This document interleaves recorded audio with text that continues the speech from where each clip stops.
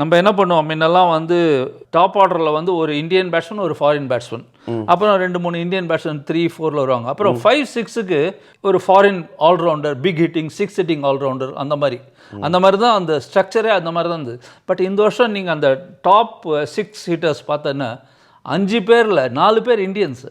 ஆமாம் ஆமாம். அதை தவிர்த்து இது வந்து மோர் தென் 36 அடிச்சவங்க, அதுக்கு கீழே இருக்கிற 20-25 6 அடிச்சவங்க இன்னொரு 10 பேர் இந்தியன்ஸ் இருக்காங்க. நீ இது எடுத்துக்கோ, ஏன் அந்த அசுதோஷ் சர்மான்னு ஒருத்தன் இருக்கான், 6 அடிக்கிறான். அவன் 6க்கோசரமே இந்த வருஷம் சிக்னிஃபிகண்ட்டாக ஐபிஎல் என்ன நடக்குதுன்னா, சில பேட்ஸ்மேன் வந்து என்னதான் விக்கெட் விழுந்தாலும் அவன் நம்பர் 6 தான் போகிறான். இப்போ டெல்லியில் வந்து ஸ்டப்ஸ் வந்து நம்பர் 6ல் தான் வரான், அதுக்கப்புறம் அசுதோஷ் சர்மா வரான். அதே மாதிரி டிம் டேவிட் ஆர்சிபிக்கு நம்பர் 7ல் தான் வந்தான். ஸோ அந்த நம்பரை ஐடென்டிஃபை பண்ணி அந்த நம்பரில் விளையாட வைக்கிறாங்க அந்த பிளேயர்.